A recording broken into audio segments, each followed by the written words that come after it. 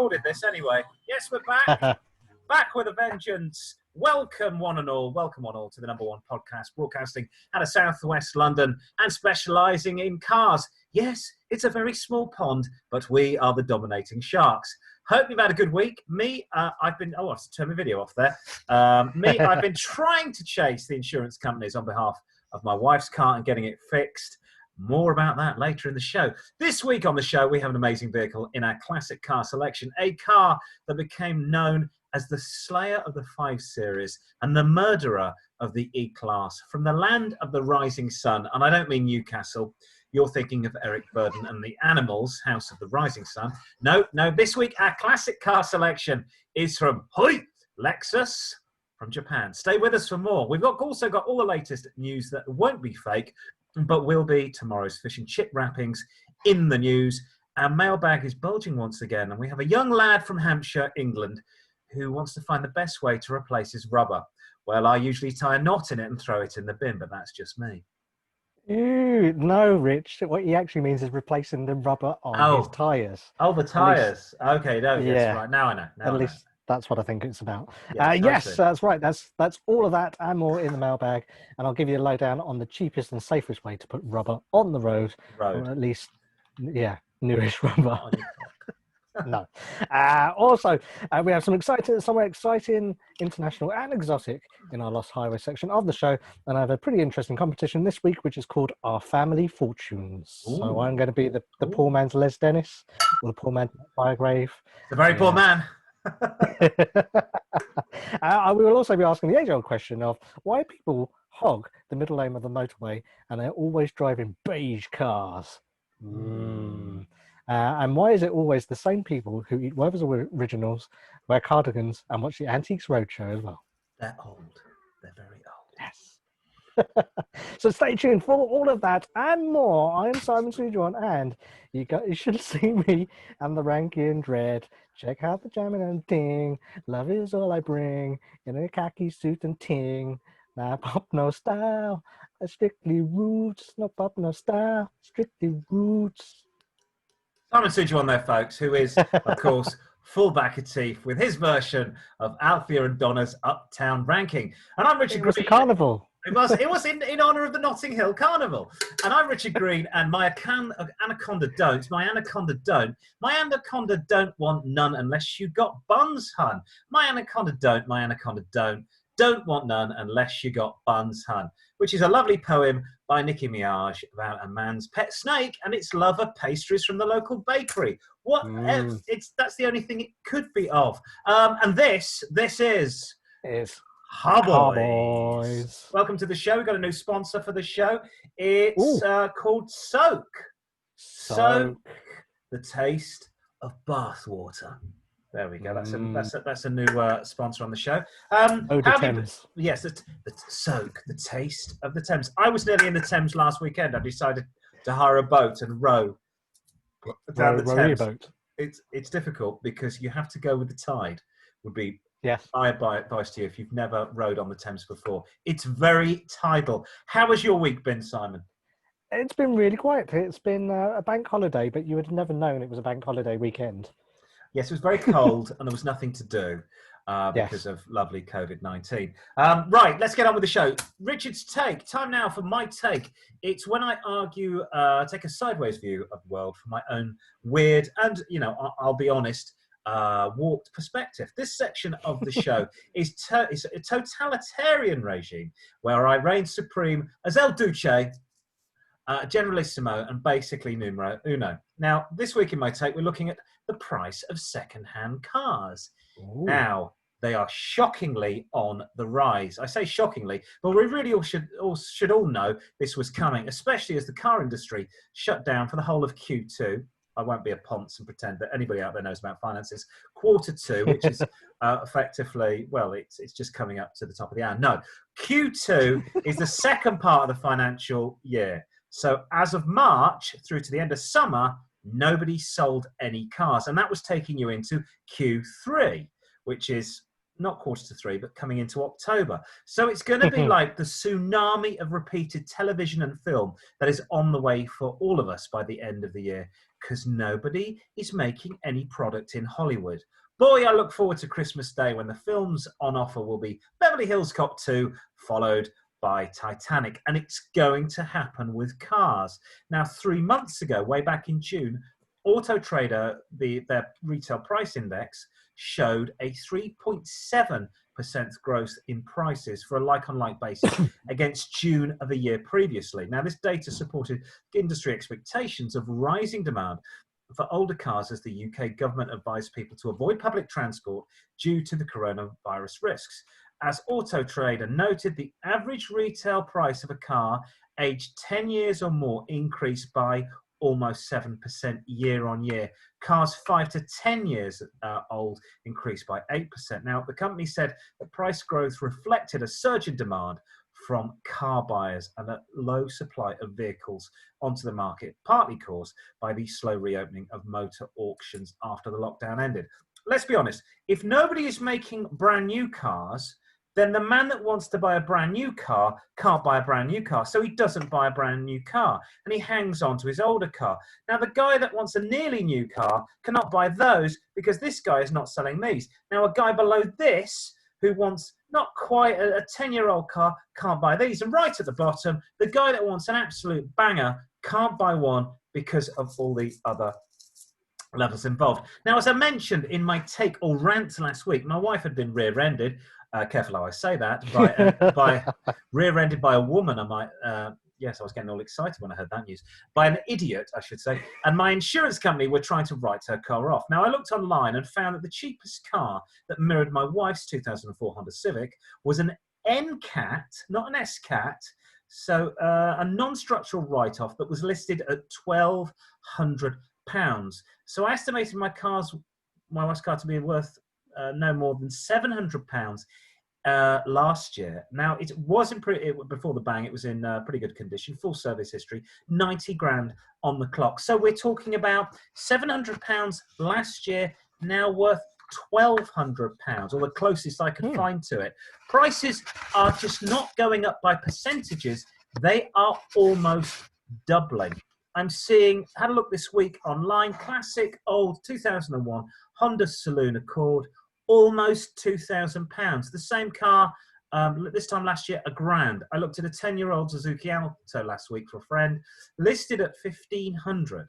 A 10-year-old car with 95 on the clock and a 1.1 litre engine. Everybody is out there buying a car to commute back into the office as the new government green initiative to get everybody on a bicycle is about as successful as a chocolate radiator. That's unless you're living right next door to where you work. It isn't just small commuter cars, though, no. Researching this week's classic car selection, I was trying to source a quality Lexus LS400. Couldn't find one for less than £2,000. I saw a Minter last year, a 1997 car, but in 2019, I saw that car for £1,000. So be prepared to hang on to your older cars as the second-hand car market is as dry as Paul Hogan, the Aussie comedian, would say, as dry as Gandhi's sandal. And then he would drink a can of Foster's. That's probably racist now, but never mind. Time to buckle up, folks, and enjoy the ride because buying and selling second-hand cars is going to get tricky. And as they say, it's going to be difficult in the new normal. And as an addendum to last week's podcast, thank you to the third-party insurer, Admiral, who gave me the exact amount of money to fix my wife's car and not write it off. So next week, a super-duper new bumper. They basically said, I explained what the situation was. I explained the value of the car. I explained I could probably get it done a little cheaper than if I went through my insurer and had a hire car and had this. And they said, would you go away for £600? And I went, I will go away for £600. And strangely enough, my mechanic made that happen. Wow, any thoughts? That's, really good. That's good news. Any thoughts on this price rise? Because I'm not joking. I'm one of those sad geeks that I used to sit on the toilet and read the classified section. Now I do it on your phone now. Now I do it on my phone. And I go, ooh, how much can I get if I've got £1,000? Now, £1,000 last year used to buy you quite a lot of cars. Yes. It's not buying you anything now. It's buying you virtually zero. It's interesting. It also depends on what sort of car you've got, because if you already own a car, that's good that your value of your car is going up. But if you want to buy a new But car, yes, I mean, doesn't work. it's like living in this lovely city of London, as we both do. It doesn't matter how much my house price goes up, unless I'm going to leave London and move to the Yes. Orkney Islands, or I think it's quite cheap in Florida or the south of France. I'm absolutely buggered because I'm going to have to buy a house. Yeah. And the chain is slowly collapsing. Demand outstripping supply, and the problem is, I think we're going to see it, and we're going to see it for a long time to come, because there is a whole chunk that's been taken away, and all these people want new cars. Alternatively, what the car manufacturers can do is discount their cars. If they've got new cars coming on, discount those. Whereas before, you might have considered a second-hand car that was maybe like 2 or 3 years old. That's true. If you drop the price of newer cars, that's true. Then they'll bring more cars into the market, because you go, actually, I'm going to consider buying a new car instead of second-hand. Yeah, I mean, if you were talking about £1,000 to £2,000 difference, that's something I would consider if I could buy a brand new car. But considering I have in the past bought 30 grand cars for £12,000, £13,000 that are 3 years old, I really don't think they're going to do it. Yeah.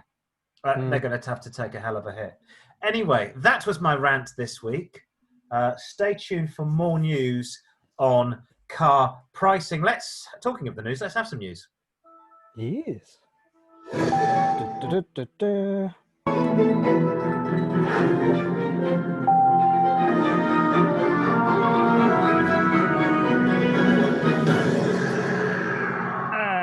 first off, this week in job losses at iconic British brand Germans to blame news, car manufacturer BMW set to cut hundreds of jobs at its mini factory in Cowley, Oxfordshire. 400 out of the 950 on-site agency personnel will be affected in the move, said BMW. The factory, which employs over 4,000 people, which is probably half the population of Oxfordshire, stopped production in March at the start of the coronavirus lockdown and resumed work back in May. BMW said a substantial fall in customer demand has led to the company deciding to reduce the number of shifts at the plant, moving from a 3-shift pattern to 2-shift pattern in mid-October. It will still operate 5 days a week, though.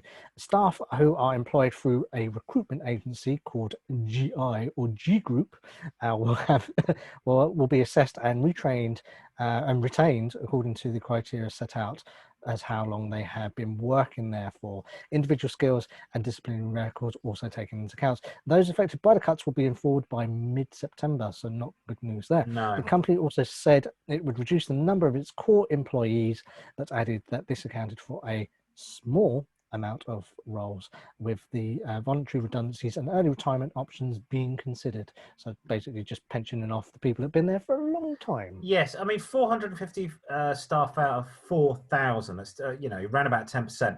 It's not great, but the brand will survive. The majority of jobs will also survive. I like, though, how you say voluntary retirement. Early retirement often means, yes, I retired, but on less money. So it's not like it's a welcome thing, especially if you say late 50s and you're thinking, I could really do with another 10 years to bump up my pension. Also, we covered 2 weeks ago on the show that it's a German car brand making an iconic British car right here in the UK, which does feel like a contradiction of terms, don't mention the war. Also, it's interesting that it's agency personnel that they're going to get rid of first. So it's these are people that are employed by a company that's freelancing supplying staff anyway. So these aren't people with amazing pensions to start off with. I can only think, we discussed this before we started the show, at some point this has got to start back up, and jobs are going to be because needed. Needed. I mean, this is a forced economic decline, not an actual one. And I think, I think you've got something here when you're saying maybe the car industry needs to chuck some more bells and whistles at the public to get them buying cars. Yeah, it's the only way to stimulate the actual market by doing that, to allow people to go and buy new cars. But we'll see. We'll see. I'm not in charge of the Meanwhile, country. no, not yet. Not yet. Well, you couldn't do a worse job. Meanwhile, in motorists set to be stung by UK Finance Minister over COVID news, British Chancellor and Boris Johnson lackey, Chancellor of the Exchequer, I should say, Rishi Sunak, is considering raising fuel duty by as much as 5 pence to pay the nation's coronavirus bill, a Treasury source has claimed. Yes, those things that fill up your car. The UK Finance Minister, we call him the Chancellor of the Exchequer, or a GIT, is looking at axing a 10-year freeze on the tax in his autumn budget, which would see fuel prices rise by 2 pence immediately in line with inflation. Further 3p could be slapped on the pumps as part of a desperate measures to balance the books, according to Treasury insiders. So this furlough thing wasn't really thought out. A respected IFS think tank yesterday said the focus for the government over the next couple of years should be on propping up the economy rather than tackling the deficit. The intervention came after the briefing that the Treasury is looking at increasing the big revenue raisers, such as corporation tax and fuel duty, to bring in 30 billion a year. There are also rumours that the Chancellor will drop the legal commitment to spend 0.7% of national income on foreign development as part of desperate efforts to balance the books. Petrol is pretty much back, price-wise, I don't know where you are, to pre-COVID prices. With a brief spell where the supermarkets were banging it out for £1 a litre. And now the UK average is £1.15 per litre. I don't know really what it was before. Was it up to about 127 per litre? I think so, about that, yeah. Okay, so it's still low. There is a global, there's not a global demand for petrol. There's a global slump in petrol prices. That doesn't seem to have equated to what we are paying on the forecourts. And we know places like Venezuela are struggling. The Saudis have been falling out with everybody because they wanted to maintain the price of petrol. Now, take the USA, for example. Over here, petrol is 1.15 on average per litre. In the USA, it is between 65, it's around about 65 pence or 70 cents. It hasn't been that price in the UK for 20 years. We are taxed enough already. Please do not start putting this stuff up, because it's only going to cause, I mean, you're going to raise money, but you're not going to get in the next election. I guarantee you that. I remember when there was the big outcry that I think people were panic buying petrol when it went to £1. Yes, in protest. I came back to the UK in 2007.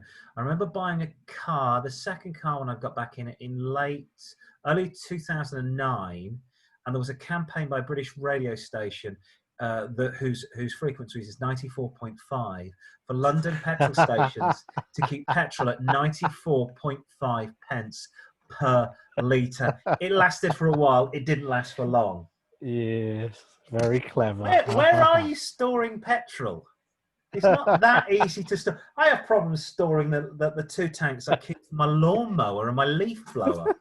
Oh dear. And in the world's most expensive headlight vehicle being sold in Australia news, this is really good. I love this. The world's fastest limousine, which can go from 0 to 60 in just 6 seconds, has been put up for sale for £217,000, which is 400,000 Australia dollars in Australia. The Ferrari 360 Modena stretch limo, which was built in 2003 but was converted into its current form in 2012, has received 2 Guinness World Records for being both the quickest car of its kind, the ugliest, the longest Ferrari in the world. Yeah, they don't do records for that. It's a one-of-a-kind supercar. It comes equipped with a cinematic surround sound system, LED lights. My car has that. TV screens, gull-wing doors, and a bar. And it's thought that the Ferrari, which can accommodate up to 10 people, can reach a top speed of 166 miles an hour. Somehow, I don't know if they've tried that.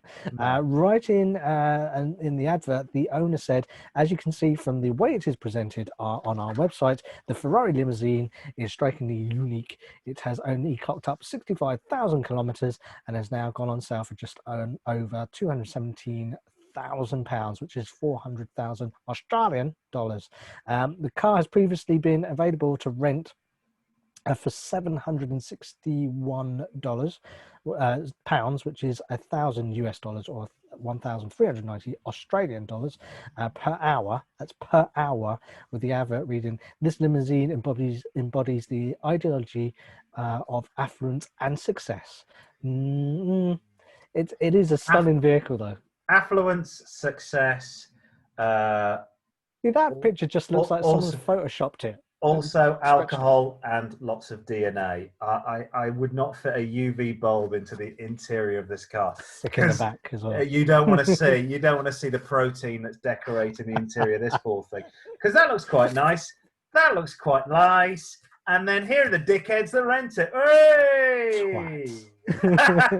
You'd see this driving down. Oh, it's tourist stag, and you'd think, what a couple of dickheads. Yeah. You don't want a UV bulb, a blue one, on the interior of this car. You're gonna need. It's going to be full of chlamydia. I've seen the programs with is it Gordon Ramsay that goes into hotels with the dark light, and he shines the light on the beds. Oh, yes. Wow, I need one of those. I have a thing about hotel rooms, and I can't have. Sometimes they give you the what are they called? The jacquard cover for the duvet, and I throw it because it's all patterned. I throw that away. I just want the white sheets. Just see the white sheets, because then I know. And I hate carpet on hotel floors as well. I don't know what's going on there. Sometimes mate. I hate looking under the bed. Yeah, in fear of what these guys have been there with a $50 hooker, mate. Look at it. Absolute Aussie bellends. Yeah. I think what do they call them? Bogans. There's some bogans, mate. Bogans. Yeah, right. From Bougainville. Yeah. Look how classy this looks, mate. Sheila's going to love it. Yeah, no, she's not. And now, also, I might point out that it's only got 65,000 kilometres on the clock. This, ladies and gentlemen, is a Ferrari. This will need service. That has been, if it's been serviced properly, 30 times on 65,000 kilometres, at least. 2,000 miles, 2 to 3,000 K. That thing needs taking apart and servicing. What a fun bit of car. Finally, in the death knell that is being told for the petrol car without any replacement news. More petrol. Yes, more petrol. Look at this. Oh, look at the pumps on that. New petrol and diesel cars could be banned from as early as 2030, which, let's remind ourselves, kids, is 10 years away. Under government plans to speed up the green transition. It was reported last night. Many Tory MPs are putting pressure, this is in the UK, on ministers to phase out polluting vehicles and accelerate the switch to electric cars. Current deadline for the end of sales of combustion cars in the UK, 2040, but consultation began early this year on bringing that forward to 2035 or even sooner. The government is due to publish its response to the consultation next month and is seriously considering endorsing the 2035 deadline. Meanwhile, the Committee on Climate Change, the government's independent advisory board and SUP to the Green Party, has already urged ministers to adopt an even earlier target of 2030. Banning the sale of new petrol and diesel cars in the next decade would put the UK in line with countries including Ireland, Netherlands, where they're all on bicycles, Denmark and Sweden, where they're on sledges. Transport Secretary Grant Shapps owns an electric car and has previously spoken of the 2032 deadline. An earlier phase out for new fossil fuels has been seen as a vital part of the effort to create net zero carbon emissions by 2050, but also growing fears about toxic pollution in cities. Motor manufacturers already hit hard by the coronavirus, and Brexit will likely resist the move. There are concerns that a rapid shift to electric cars could overload, I should say, the UK's power supply. Never going to happen, this. Never going to happen unless something amazing happens with technology. We, firstly, do not produce enough electricity to power all these cars. So the actual production of electric, we're at full capacity now. So secondly, it's more environmentally damaging to have everyone in an electric car, as they have a life of around about 10 to 15 years.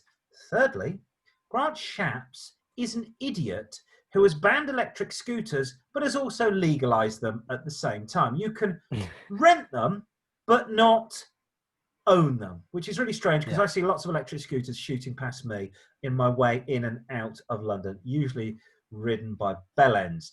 Grant Shapps, yes, complete idiot. We do not produce enough electric now. I was looking, my wife might need of a new car, so I had a quick look online for a Honda CRZ, which are quite sporty little hybrids. Yes. The battery in the CRZ, it's only good for 10 years. So what do you do with that battery? Now, that's a hybrid. That's not a full electric car. 10 years on the CRZ battery. It's the same. Also, what we're not pointing out is that rare earths, the stuff that goes into your mobile phone and goes into your computer and goes into your car battery, they reckon there's only about 15 years of rare earths left. So what will we do then? So we have this amazing solution to take this stuff out of the ground. We process it and refine it. That's why they're called oil refineries, so that the stuff that comes out the back of your car isn't black.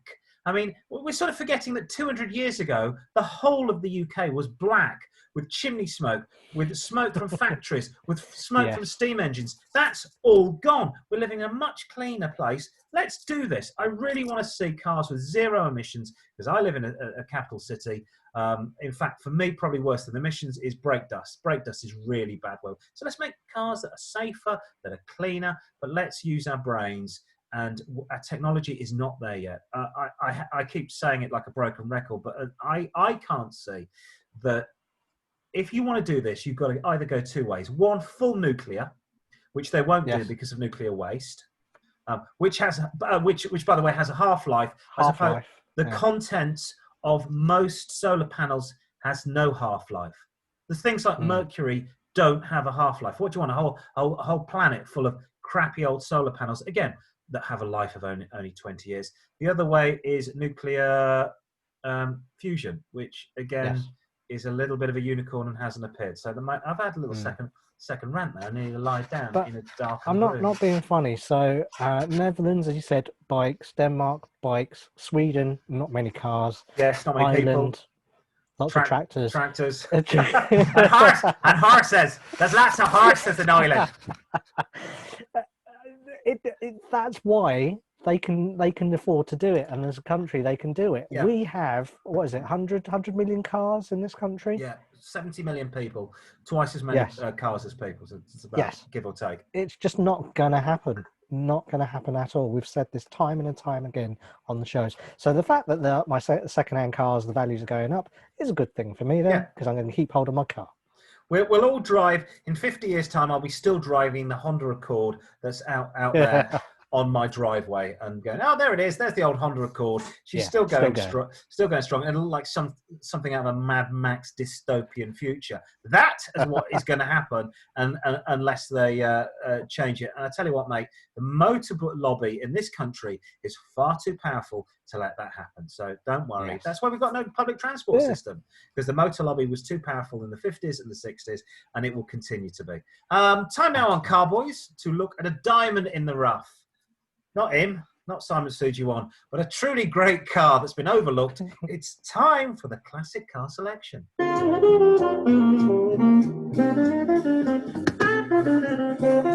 band are back.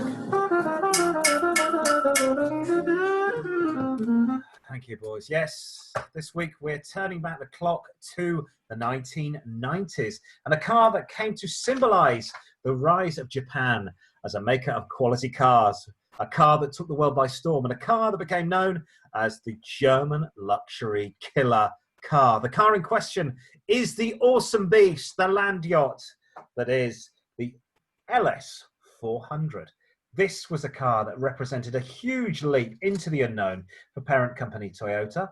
It was a luxury four-door saloon built with the sole intention of beating the automotive blue bloods from Mercedes-Benz, BMW, and even Jaguar at their own game. It was also Japan's most convincing attempt yet at a national flagship too, powered by a 4-litre quad-cam V8 that soon earned the reputation for being the smoothest engine in history. But where the LS400 really scored was in its all-round experience and lack of fussy Japanese detailing that marred so many upmarket products from the country before the new Lexus. So yes, it was packed with features. It had some pretty cutting-edge options too, such as air suspension. But overall, the design and the look of the car was deliberately low-key in order not to frighten off the S-Class or XJS customers.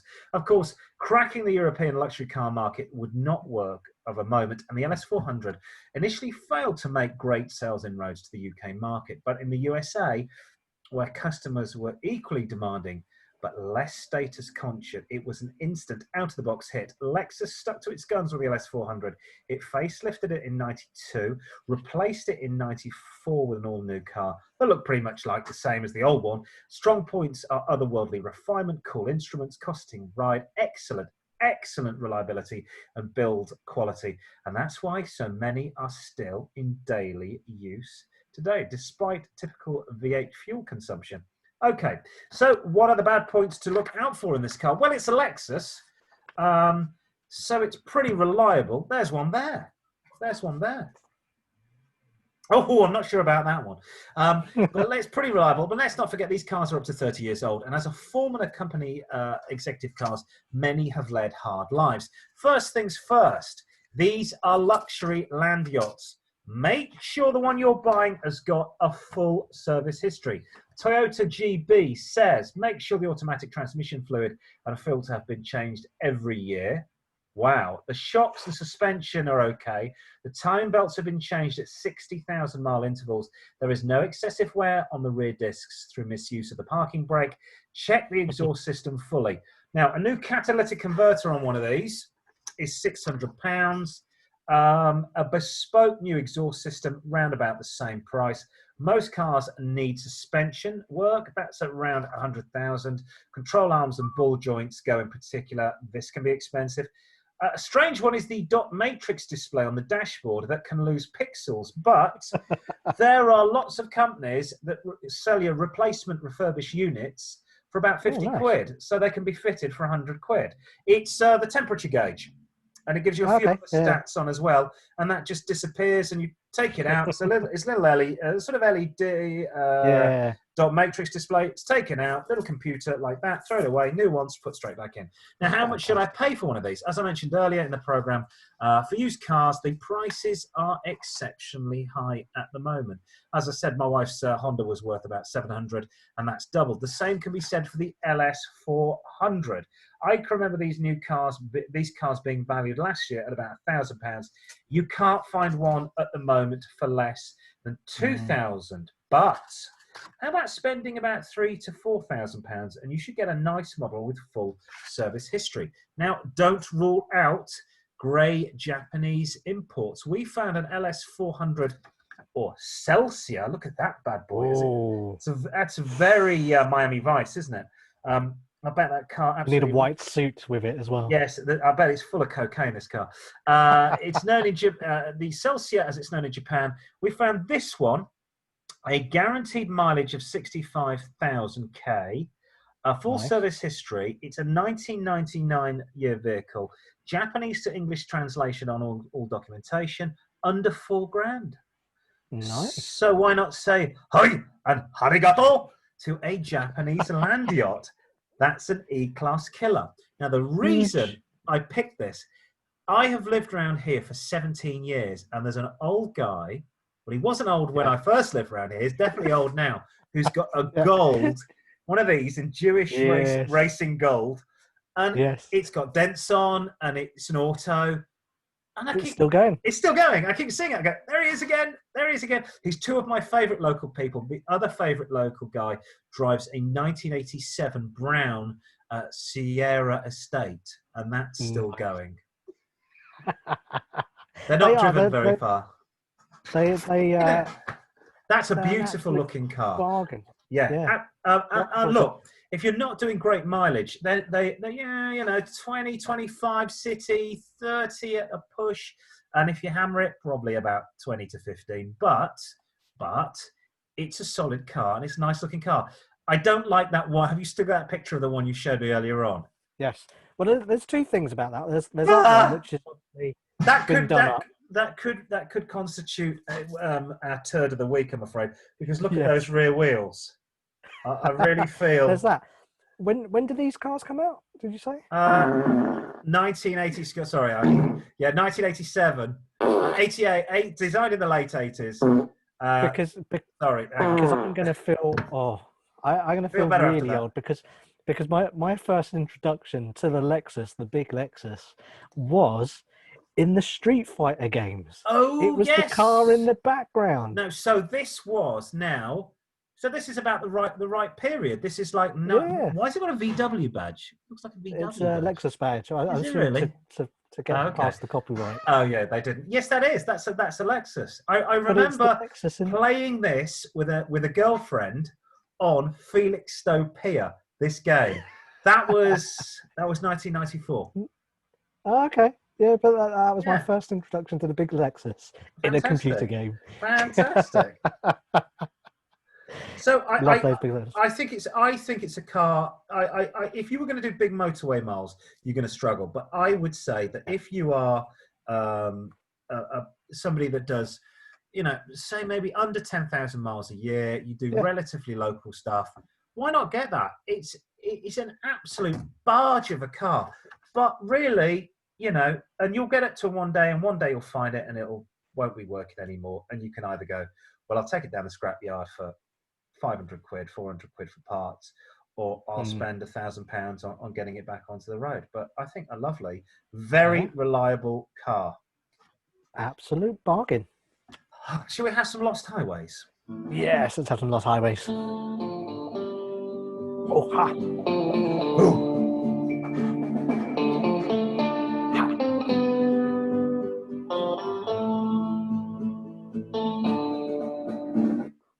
There you go. So if you're new to the show, if you've not tuned into the show before, Rich is showing up all the details of how you can contact us with all the Lost Highways information and for any other thing that you want to get in touch with us for. Now, if you haven't heard this show before, it is where our listeners and our viewers give us their favourite roads and the reasons why they love them. It could be a quite coastal road that leads down to the sea. Alternatively, it could be a straight 2-lane blacktop that leads to infinity and invites you to gun the pedal to the metal. And whatever your poison is, just let us know on Car-Boyz what your perfect driving road here is. So, someone that's done that this week, first in the inbox, is Dagenham Dave. He says, hello, Car-Boyz. My Lost Highway is the drive in Morocco, where he went on holiday last year, in the days when you can go on holiday. Yeah, I remember that. The sleepy port city of Essaouira. I'm guessing. Oh, Essaouira. I've been there years ago. It's a 3-hour drive from Marrakesh on the R207. For all you geeks out there, Essaouira is famous for its appearance in the Game of Thrones, which I've never watched before. It's also in a Jimi Hendrix song. Okay, it's a UNESCO. Castles in the Sand. Sorry. Now I'm thinking Circles in the Sand, which is Belinda Carlisle.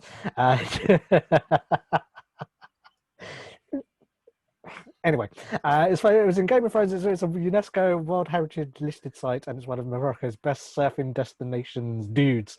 Despite what some people call a nightmare, him and his partner have decided to drive through Marrakesh during a busy period.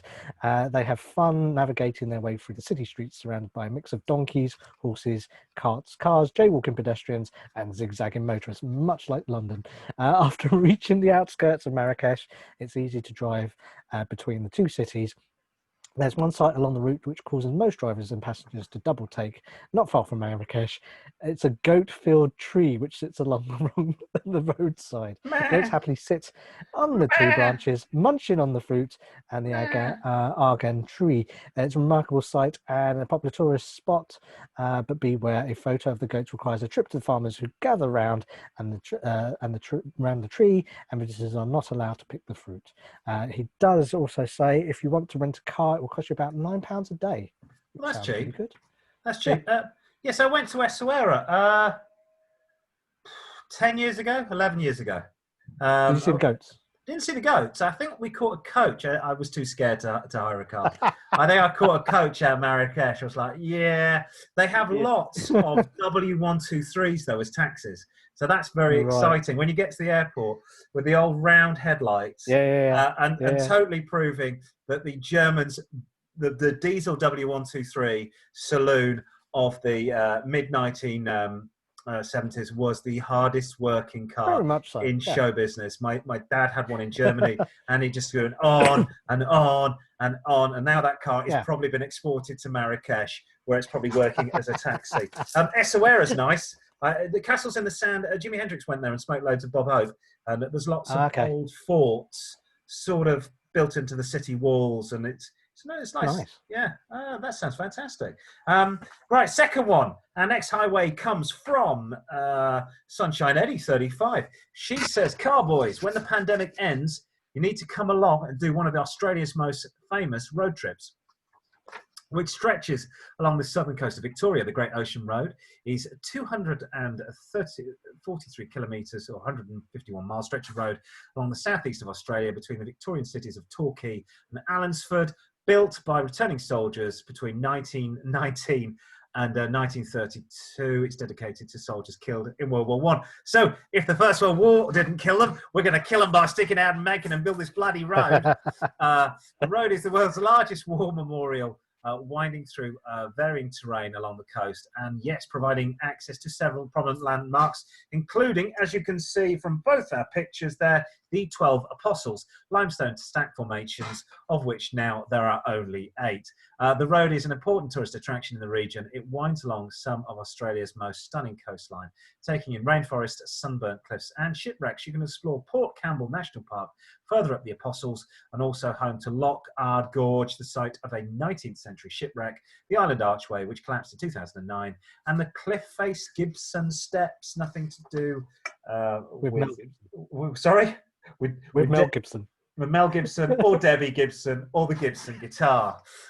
If you're only driving in one direction, start in Torquay. That'd be a long way to start. Oh no, Torquay, Australia. So you're on the ocean side of the road, making it easier to pull over for lookouts. Yes, the rocks below are the 12 Apostles. My father did this about 8 years ago.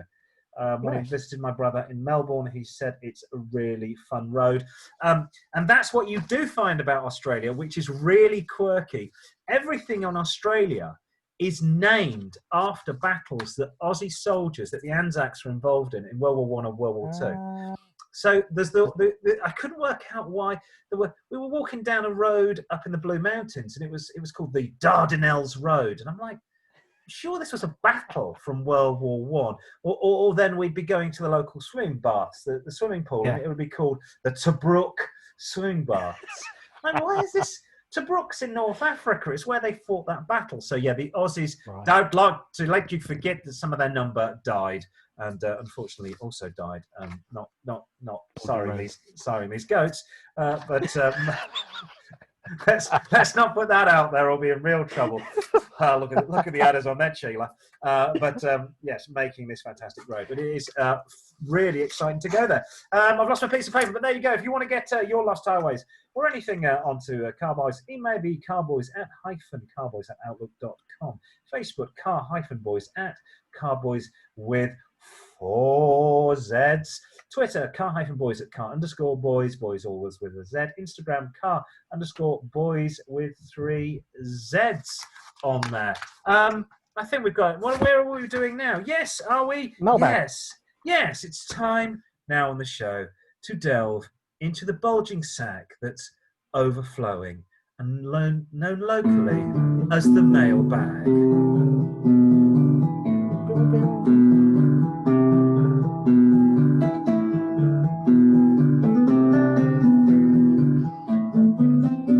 Here's a guitar break.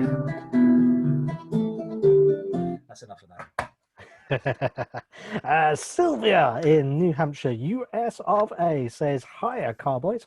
Howdy. Loving the show, thank you." She has a lovely old car, and she says it's mechanically sound, but the paintwork is a disgrace. It's a 1992 Chrysler New Yorker, old land yacht, and it has, and she said it's sound, but the paint is very faded. It was her granddad's car, and she inherited after he passed away 2 years ago. So I'm guessing, what can she do to sort that paint out? Doesn't that look like there's a body in the back here? Just look. Wouldn't you think this boot contains a body? It looks like that. And I bet you that boot's probably not very big at all anyway. Probably not. Okay, Sylvia. Faded paint is an age thing. All of us are getting older, and we start to fade as we get older. As long as there's paint on the car, there's not. I can't see there's too much rust on this thing. So the problem was up to about sort of 25 years ago, old cars didn't have clear coat applied to them, and the paint can fade over time. So, firstly, check that you haven't got any rust. Give it a good wash. Get off all the dirt and grease. Maybe clay bar it. You're probably going to need a polishing compound. T-Cut, other polishing compounds are available. And get yourself an electric buffer. Now, go easy. You don't want to go through the paintwork to the bodywork. Don't use something attached to a flipping angle grinder or a drill. Get a proper... a Dremel. Yeah, don't use a Dremel. Get yourself... You don't want it to look all silver, having taken all the paint off. Get yourself a proper electric buffer. Go easy. Cut through the layer of dull paint. Now, these things, they probably put on the paint quite heavily back in the day. So you hopefully have got a layer of paint hiding under the current one. When that's done, then a polish. It's going to look good, but it won't be concourse. I like T-Cut. I mean, that's just they're not sponsoring the show. I just like T-Cut. And I use Auto Glyn as the polish I use, which isn't actually a polish, which again is a cutting compound. Failing that, a respray, but really, a respray on a 1992 Chrysler New Yorker? Not worth it, is it? It's a 92 car. No point. If it's mechanically sound, just roll with it. Enjoy it. I mean, it is. It's got that half Landau roof as well at the back, which is that doesn't look 1992. That looks 1970. Yes. You know what? Sentimental value. If the thing still works, smash it. Go for it. Just go with it. Don't worry too much about it. Right, we're moving up to Oscar in Edinburgh now. He says, "All right, Car-Boyz. All right, you shandy drinking Sassenachs," which is obviously racist. He owns a... well, I'm not going to take it. I'm not going to take it because I'm not, in fact, Saxon. So, but you know, he owns a 1997. Scandinavian It's Scandinavian.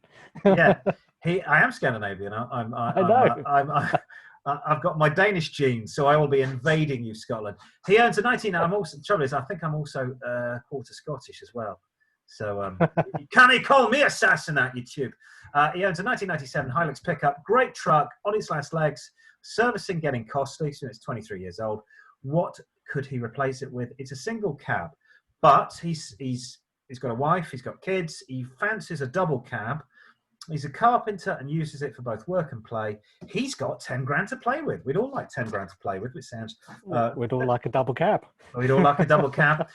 Simon, any thoughts? I was looking online. I found for about 8 grand the Ford Ranger double cab. I like that. This one in blue with a racing stripe, Shelby stripes on it. So you can have that for 8 grand. That's quite nice. Is that English version of the F100 or not? No, it's F-150. A Ranger. Yeah, specifically right. Okay, fair enough. Just thought I'd inquire about that one. I had a look. I like that. I do like that. I think they're relatively reliable cars. Plus, as they say in Rome, do as the Romans do, and Ford are a big brand over here. I found, sticking with Hilux, that is a 2013. That's the double cab, 4-wheel drive crew cab diesel. That is not the best you can get. There are spicier versions with body kits and stuff, but 66 on the clock, full service history, 10 grand. That does actually look poverty spec because you've got the black bumpers and the measly tiny wheels. Yes, it has. Those look like they came off a sofa. So yeah, that is a company buying this, going no aircon. I hired a brand new Mercedes the other day, van, no aircon. I was like, I can't remember last time. No aircon. It's like, it's got to be around here somewhere. I'm driving this. It's a Mercedes Sprinter. It was a 2018 Mercedes Sprinter. I'm going, aircon? No aircon. Well, of course, that'll be another £1,000, won't it? So that's a very basic Hilux, which are guaranteed to go forever. My personal favourite. This is probably slightly less reliable, but funkier car. Don't rule this out. 4x4 pickup, the same sort of speed as that particular Hilux, is Isuzu D-Max, 4x4 double cab, matching colour-coded bumpers, funky little strip on the side, full service nice running history, boards. more kit, more fun bits than the Hilux, and a pound under 10 grand. Isuzu D-Max. This is the brand everybody has in Thailand.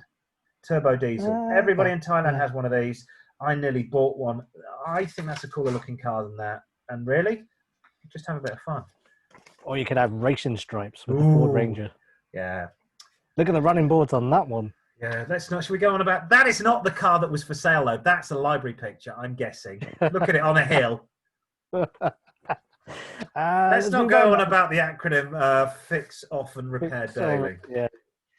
Donald in Christchurch, Hampshire says, "Hello, Car-Boyz. Hello. I have trouble with my rubber, as we said at the start of the show, and I need a little help."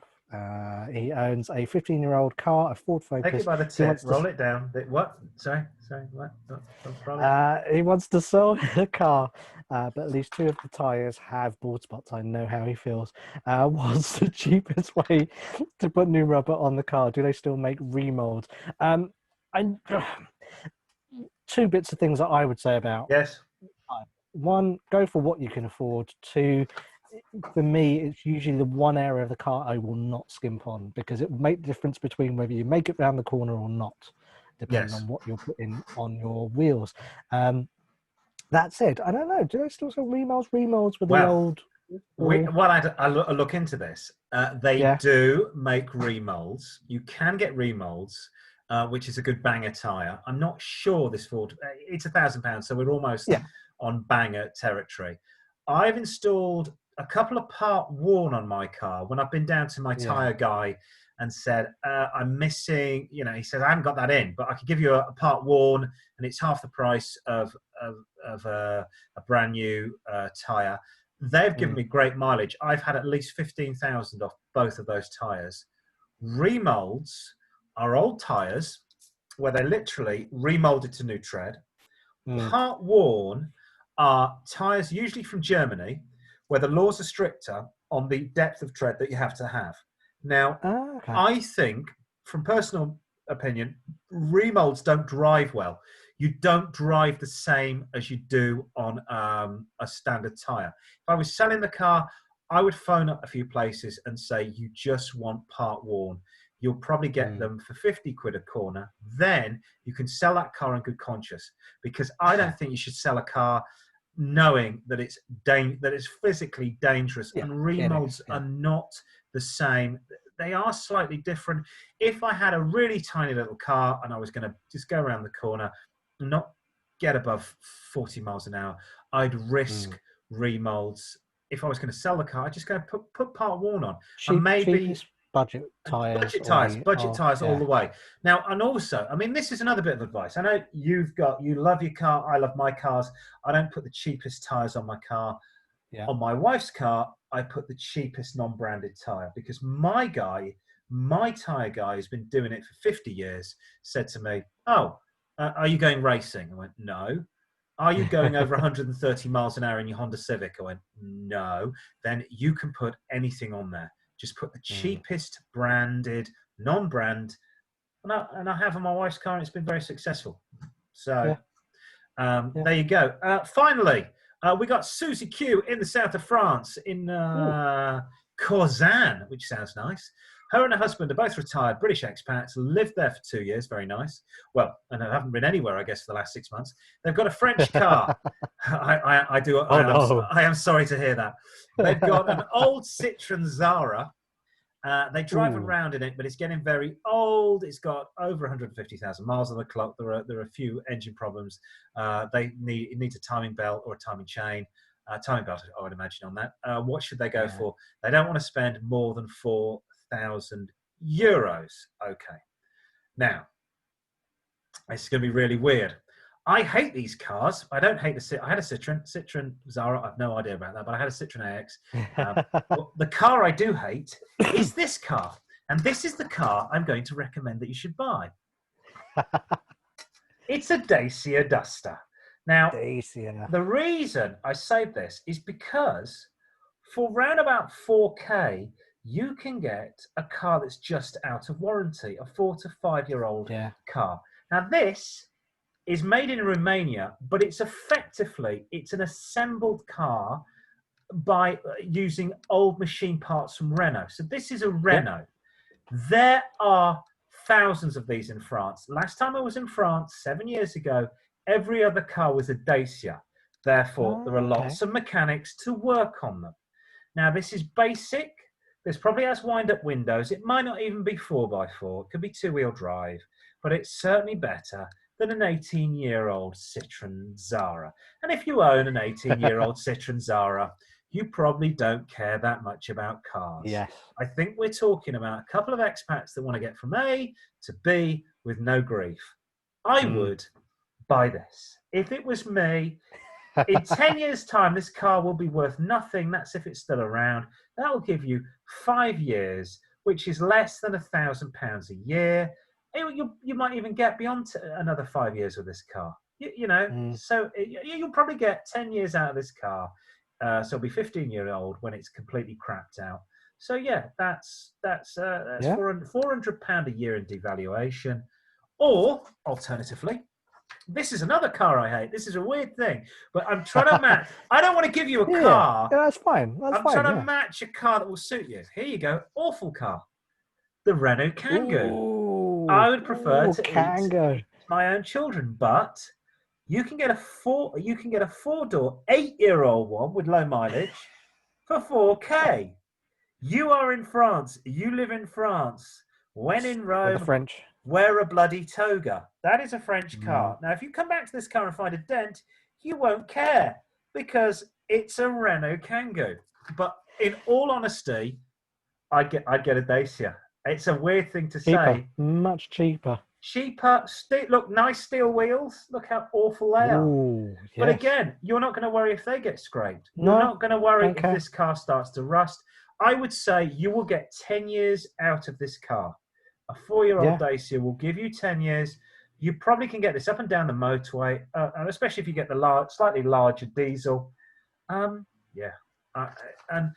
I imagine maybe if you're in the south of France, you're catching planes to get back to the UK. So then you just want this thing for bombing around. Get lots of wine in the back. But bear in mind, the Kangoo is just a van with windows on it in the back. Yeah, the Kangoo is effectively it's the 21st century Renault 4. Yes, isn't it? Which is not saying a great deal. And that's, I reckon, those might even be bloody. Are those alloys or are those? No, they're the hubcaps, wheel trims. Yeah, look, watch. Au revoir, Kangoo. I know. When I was in France, I had my BMW M Sport, and without a dent in it. And the French don't have a car which hasn't got a dented panel, and they were all driving these. Go for that. It's effectively an older Renault. They'll know how to fix it. Sweet as a nut. If you want to get your letters through to the letters page, it's all the usual suspects. Car-Boyz with a Z at outlook.com. Facebook, Car-Boyz with a Z at Car-Boyz 4Zs. Twitter, Car-Boyz at car_boys with a Z. And Instagramming, as always, Car_boys with 3 Zs.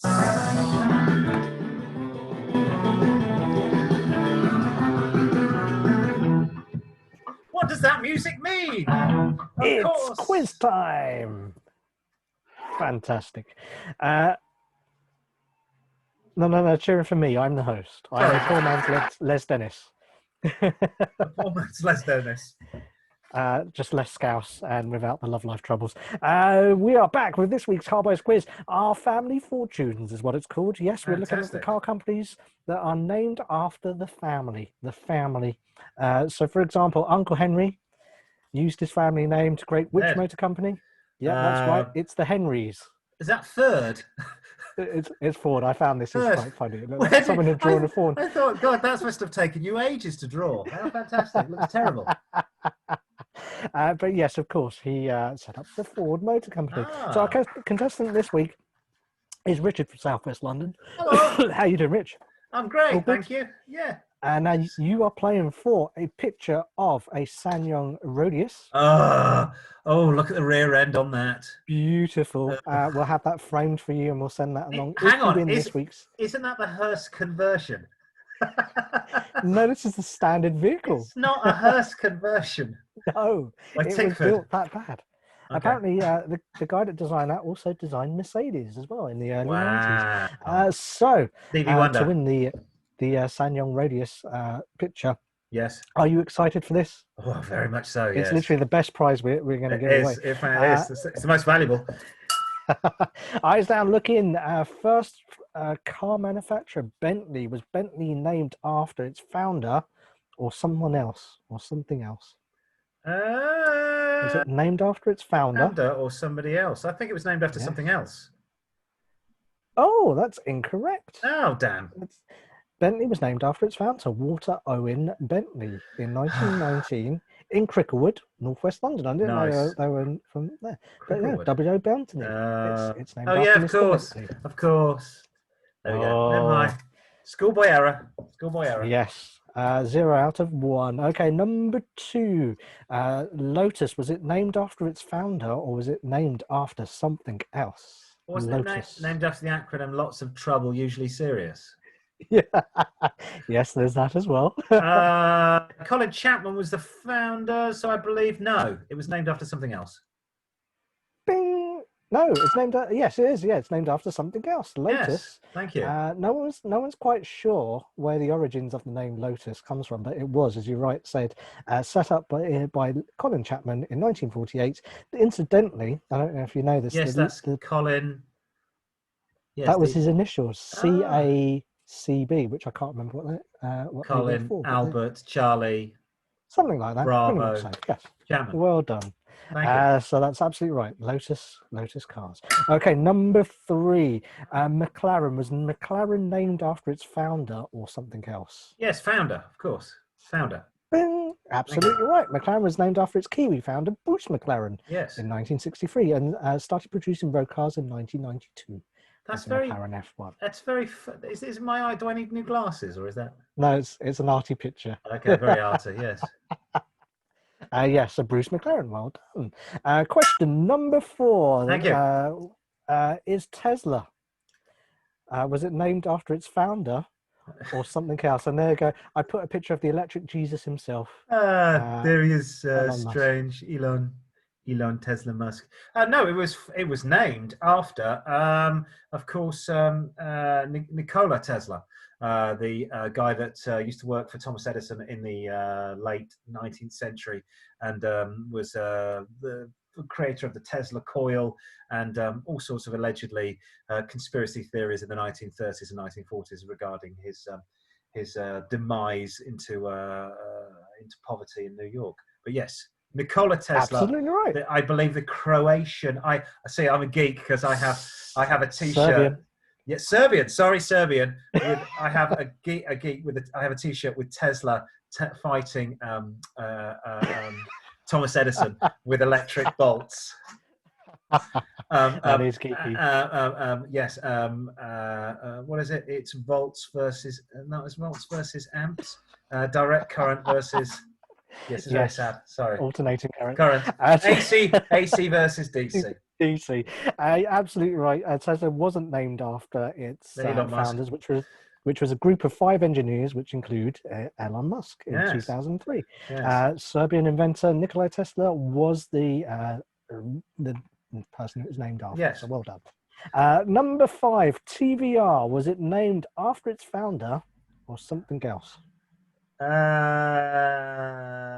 I think it's something else. I think, isn't it Triumph, something? I don't think it.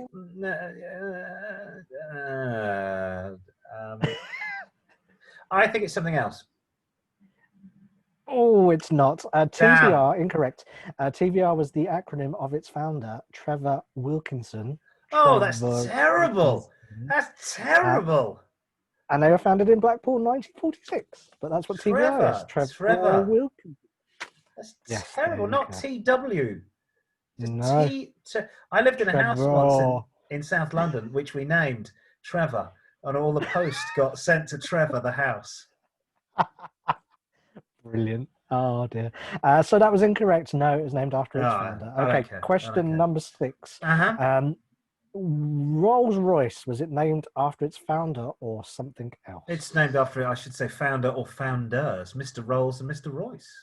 Very clever. Yes. Do you know their first names? Derek, Trevor, Colin. It was Charles Rolls and Henry Royce, and they were founded in Manchester in 1904. Well Fantastic. done. Absolutely. Question number 7. Now, be careful with this one. Okay. It's Toyota. Toyota, was it named after the founder or something else? I thought it was Mr. No, there's definitely Mr. Honda. Oh, I think it's something else. Isn't Toyota a city? Well, you're absolutely right, but this is a bit tricky. It was founded by Sakichi Toyoda in 1924. But in 1936, the company held a competition to design a new logo, and the winner consisted of the 3 Japanese characters that made up the name Toyota. However, the Toyota family decided that they should slightly tweak the name Toyota, as it was stronger when being written out. Toyota required 9 brush strokes to write, whereas Toyota only required 8, and 8 was a lucky number in Japan. Hey! Yeah, I can see. So yeah, it was Mr. Toyota. Was somebody's father dishonored in battle? Yeah. Oh, absolutely right. Well done. That's a half a point. Yeah. No, you're absolutely right. Question number 8. Volvo. Was Volvo named after its founder or something else?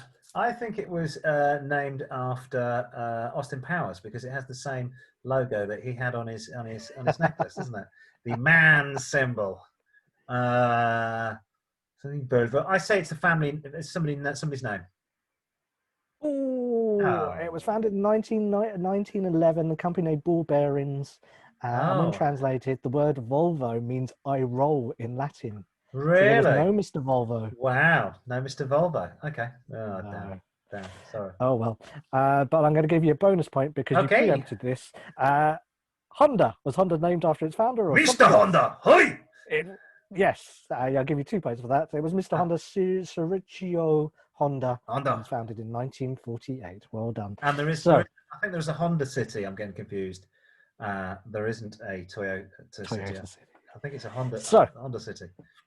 For the last one, winner takes all. Go on. I can't unsee your that. Your favorite and mine, BYD. Was it named after its founder or some other Bavarian company? Now, is this named? Well, yes, it's a difficult one. For the prize. For the prize. Was it possibly named after BMW? I'm going to give you that anyway. It wasn't. It was founded by Wang Chaofu, not Wang Chung, in 1995. Yes. And actually stands for. Do you know what it stands for? BYD. Bloody yellow, bloody diabolical. Yeah, there you go. Bloody diabolical. That's what it stands for. It actually stands for Build Your Dreams. Really? Even if they belong to a certain German car company, you can still build your Exactly. Fantastic. So well done. Winner takes all. You win the prize. Oh, I'm looking forward. Yes. We'll have to get someone to sign it for you. It's the. You get the designer to sign it for me. Yes. Or possibly even the owners of it that use it to take coffins to funerals, because it does look like Tickford have had a go at that and sort of extended the back. Look at it, and it's blacked out as well. Mind you, you wouldn't want it blacked out then, because you couldn't see Grandma, could you? You couldn't see Grandma go off to her final destination. Put the flowers there, and or Dad or Elvis. That's how I always get my wife flowers. You know, she's very upset by getting flowers that say Mum. Down the local graveyard, but that's just my financial straits I find myself in. That's it from the show. Thank you for tuning in. Don't forget to get in touch with Car-Boyz. We are out and about, and we're always up for any suggestions you might have for the show. Of course, any suggestions tell us to bugger off. We won't take those seriously. But if you fancy getting your comments onto the show, please do it. Email the Car-Boyz at car-boys@outlook.com. Facebook car _ So I should say -boys, at Car-Boyz with 4 Zs. Twitter, we're twittering away at Car-Boyz_boys, boys with a Z. And Instagram at Car-Boyz_boys with 3 Zs at the end. That's it from us. I better go and do some work. What are you off to, Simon? I'm going to have something to eat. Something to eat? Sounds like a plan. Ta-ta!